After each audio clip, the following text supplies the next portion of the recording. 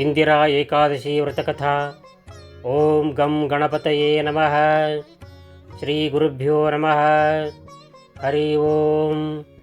ಓಂ ಲಕ್ಷ್ಮೀನಾರಾಯಣಾಯ ನಮಃ.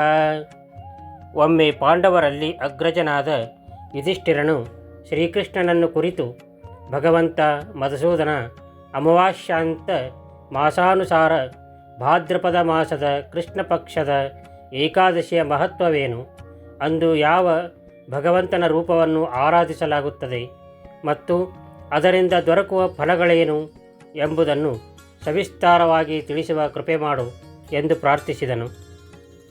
ಇದನ್ನು ಆಲಿಸಿದ ಶ್ರೀಕೃಷ್ಣನು ಇಂತೆಂದನು: ಹೇ ಧರ್ಮಜನಿ, ಕೇಳು. ಅಮಾವಾಸ್ಯಾಂತ ಮಾಸಾನುಸಾರ ಭಾದ್ರಪದ ಮಾಸದ ಕೃಷ್ಣ ಪಕ್ಷದ ಏಕಾದಶಿಯನ್ನು ಇಂದಿರಾ ಏಕಾದಶಿ ಎಂದು ಕರೆಯಲಾಗುತ್ತದೆ.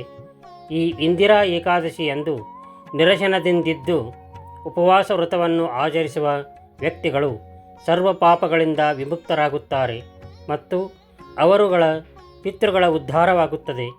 ಈ ಇಂದಿರಾ ಏಕಾದಶಿಯ ಕಥಾಶ್ರವಣ ಮಾತ್ರದಿಂದಲೇ ಅನಂತ ಫಲಗಳ ಪ್ರಾಪ್ತಿಯಾಗುತ್ತದೆ. ಆದ್ದರಿಂದ ಎಲೈ ಪಾಂಡುಪುತ್ರನೇ, ಈ ಇಂದಿರಾ ಏಕಾದಶಿಯ ಮಹಿಮೆಯನ್ನು ಗಮನವಿಟ್ಟು ಕೇಳುವಂಥವನಾಗು. ಪೂರ್ವಕಾಲದ ತ್ರೇತಾಯುಗದಲ್ಲಿ ಮಾಹೈಸ್ಮತಿ ಎಂಬ ನಗರದೊಳು ಇಂದ್ರಸೇನನೆಂಬ ಪ್ರತಾಪಿ ಮಹಾರಾಜನಿದ್ದನು. ಅವನ ರಾಜ್ಯವು ಧನಧಾನ್ಯಾದಿ ಸಂಪತ್ತುಗಳಿಂದಲೂ ಪುತ್ರಪೌತ್ರಾದಿ ಸಂತಾನಗಳಿಂದಲೂ ಸಮೃದ್ಧವಾಗಿತ್ತು. ಹೀಗೆ ಶತ್ರು ಭಯಂಕರನಾಗಿ ಸಕಲ ವೈಭವಗಳೊಂದಿಗೆ ಸುಖಪೂರ್ವಕವಾಗಿ ರಾಜ್ಯವಾಳುತ್ತಿದ್ದ ಇಂದ್ರಸೇನನ ಒಡ್ಡೋಲಗಕ್ಕೆ ಒಮ್ಮೆ ದೇವರ್ಷಿ ನಾರದರ ಆಗಮನವಾಯಿತು.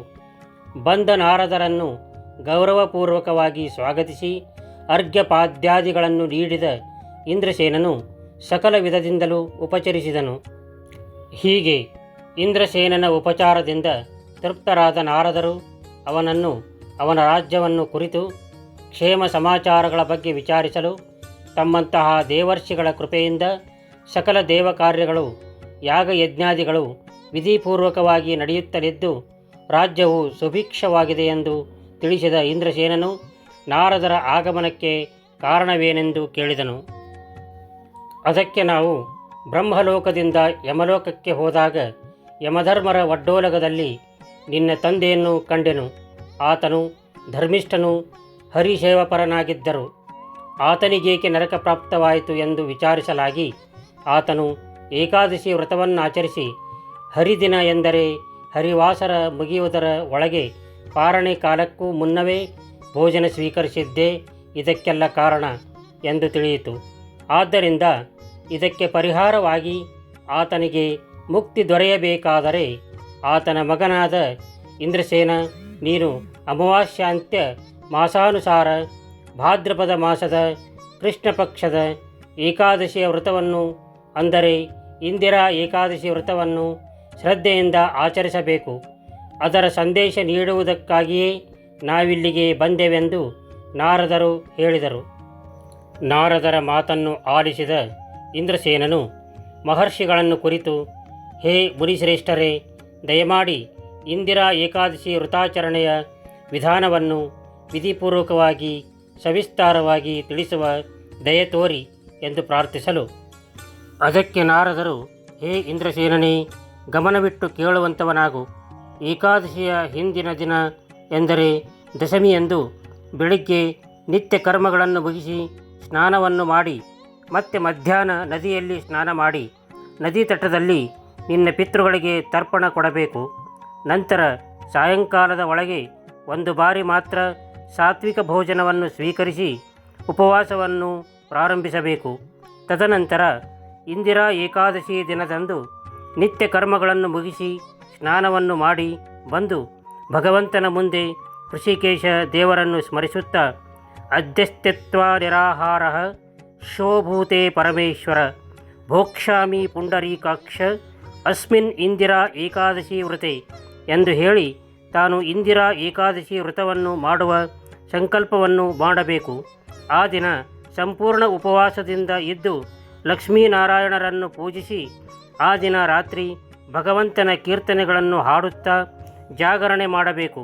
ಮಾರನೇ ದಿನ ದ್ವಾದಶಿಯಂದು ಸ್ನಾನ ಕರ್ಮಗಳನ್ನು ಮುಗಿಸಿ ಭಗವಂತನಿಗೆ ಧೂಪ ದೀಪ ನೈವೇದ್ಯಗಳನ್ನು ಮಾಡಿ ಹರಿವಾಸರ ಮುಗಿದ ಬಳಿಕ ಗೋಪೂಜೆ ಮಾಡಿ ಪಾರಣೆಗೆಂದು ತಯಾರಿಸಿದ ಭೋಜನವನ್ನು ನೈವೇದ್ಯ ಮಾಡಿ ತಿನ್ನಲು ಕೊಡತಕ್ಕದ್ದು.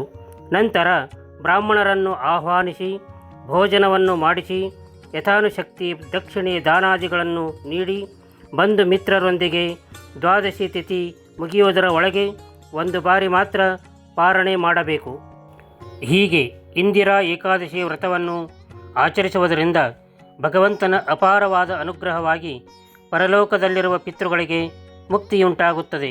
ಇದರಿಂದ ದೇವರ ಕೃಪೆಯೊಂದಿಗೆ ಪಿತೃಗಳ ಆಶೀರ್ವಾದವು ದೊರೆಯುತ್ತದೆ ಎಂದು ಹೇಳಿ ಆಶೀರ್ವದಿಸಿ ಹೊರಟು ಹೋದರು.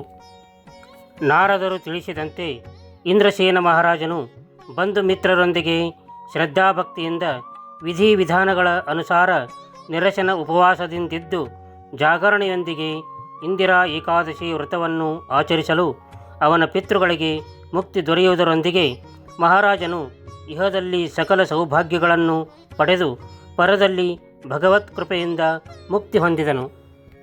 ಆದ್ದರಿಂದ ಹೇ ಕೌಂತೆಯ ಯುಧಿಷ್ಠರನೇ, ಯಾರು ಈ ಇಂದಿರಾ ಏಕಾದಶಿಯಂದು ನಿರಶನದಿಂದಿದ್ದು ಉಪವಾಸ ವ್ರತವನ್ನು ಆಚರಿಸುವರೋ ಅಂತಹ ವ್ಯಕ್ತಿಗಳ ಪಾಪನಾಶವಾಗಿ ಅವರುಗಳ ಪಿತೃಗಳಿಗೆ ಮುಕ್ತಿಯುಂಟಾಗುತ್ತದೆ. ಮತ್ತು ಯಾರು ಈ ಇಂದಿರಾ ಏಕಾದಶಿಯ ಕಥಾಶ್ರವಣ ಮಾಡುವರೋ ಅಂತಹವರಿಗೆ ಅನಂತ ಫಲಗಳ ಪ್ರಾಪ್ತಿಯಾಗುತ್ತದೆ ಎಂದು ಭಗವಾನ್ ಶ್ರೀಕೃಷ್ಣನು ಯುಧಿಷ್ಠಿರನಿಗೆ ಇಂದಿರಾ ಏಕಾದಶಿ ವ್ರತೋಪದೇಶ ಮಾಡಿದರೆಂಬಲ್ಲಿಗೆ ಇಂದಿರಾ ಏಕಾದಶಿ ವ್ರತಕಥಾ ಸಂಪೂರ್ಣ. ರುಕ್ಮಿಣಿ ಕೃಷ್ಣಾರ್ಪಣಮಸ್ತು.